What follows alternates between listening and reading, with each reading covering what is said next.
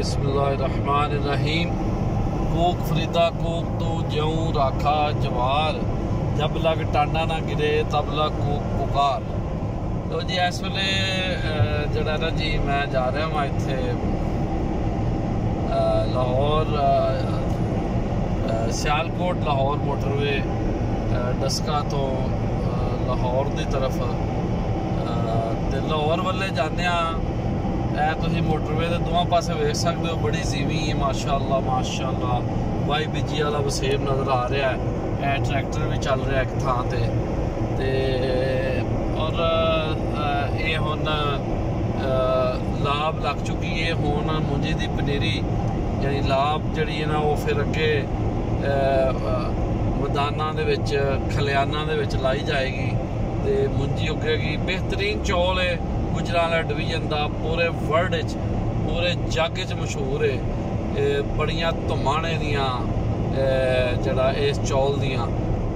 पर मैं एक मसले की तरफ जड़ा ना गो कराना चाहना तुहाडी, वो ये वे कि सारे वेखन सुनने वाले जरा वेखो कि यह जड़ा ना जी अपना तुसीं वेख रहे हो दोवां पासे कि यह मोटरवे दे दोवां पासे कोई बूटा तो नज़र नहीं आ रहा। पिछे है सन जो मोटरवे चली है ना, मतलब डस्के तो उत्थे टाली दे बूटे नज़र आ रहे सन। तो पहली गल तो यह है कि बूटे देसी लाने चाहिए ने, टाली शतूत किकर पिपल शरी सुख चैन और ये नाल दे बोर्ड हो गया। इस तरह के बूटे अंब लाया जाए और अंब एक गर्मी दे विच होने वाला फल है। एक तो अचार भी पैंदा, उसकी चटनी भी बनती है, सलाद भी बनता है।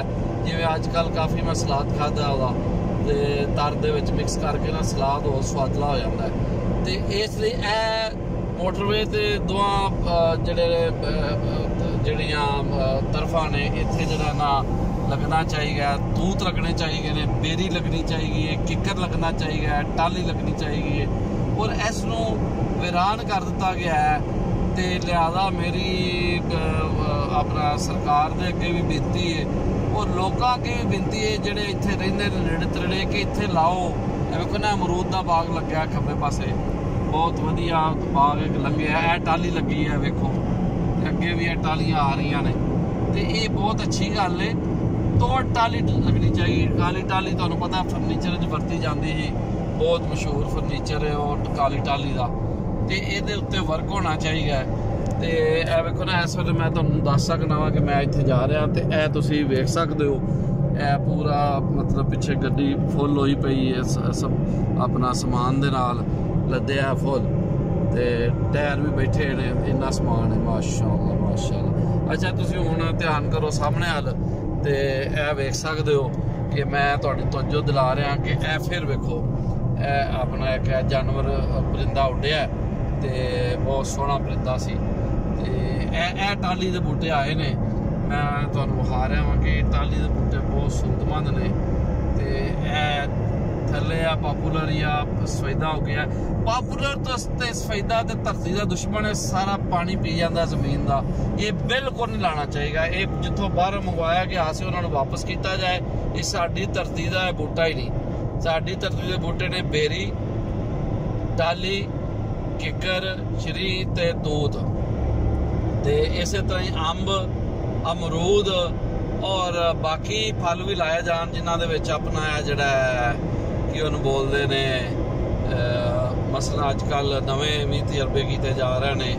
वो जी गोल गोल की होंगी है उन्होंने आखते ने अपना वो जी लुकाट ते अपना चीकू और ये नाल वो जड़ा अपना की उन्होंने बोलते हैं चैरी। मतलब इस तरह के फल लाए जान जिहड़े नवे तजर्बे किए जान। उन्हें इन्नी जीवी इन्नी जी खाली पई है, ए दोवां पासे कोई रुख नहीं है, कितने फलदार बूटे लगे होणगे सोहणे लगणगे। अंब जो इत्थे लगे होण तो जनाब बूटियां दे उत्ते अंब नज़र आए होणगे और सोहणे लगते हैं।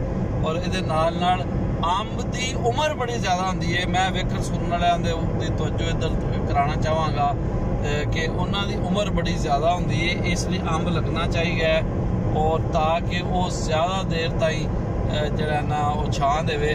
ਫਿਰ ਇਹਦਾ ਬੜਾ ਸੁਆਬ ਹੈ। ਰੁੱਖ ਲੱਗੇ ਹੋਣ, ਉਹਨਾਂ ਦੀ ਛਾਂ ਜਿੰਨੀ ਦੇਰ ਤੱਕ ਰਹੇਗੀ ਉਹ ਲਾਉਣ ਵਾਲੇ ਨੂੰ ਉਹਦਾ ਸੁਆਬ ਹੋਏਗਾ, ਉਹਦੀ ਹਿਫਾਜ਼ਤ ਕਰਨ ਨਾਲ ਉਹਦਾ ਸੁਆਬ ਹੋਏਗਾ। ਔਰ ਰੁੱਖ ਵੱਢੋ ਨਾ। ਇਸ ਲਈ ਲੈਂਡ ਮਾਫੀਆ ਤੋਂ ਬਚਾਓ ਇਸ ਮੁਲਕ ਨੂੰ, ਜਿਹੜਾ ਕਿ ਧਰਤੀ ਦੇ ਉੱਤੇ ਜਨਾਬ ਵੱਢ ਕੇ ਕਟਿੰਗ ਕਰਕੇ ਤੇ ਜਨਾਬ ਛੱਤੀ ਜਾ ਰਿਹਾ ਤੇ ਜਨਾਬ ਆਪਣੀ ਇਨਵੈਸਟਮੈਂਟ ਕਰਕੇ ਮਕਾਨ ਥੋੜੇ ਤੇ ਜ਼ਮੀਨਾਂ ਬਾਹਤੀਆਂ।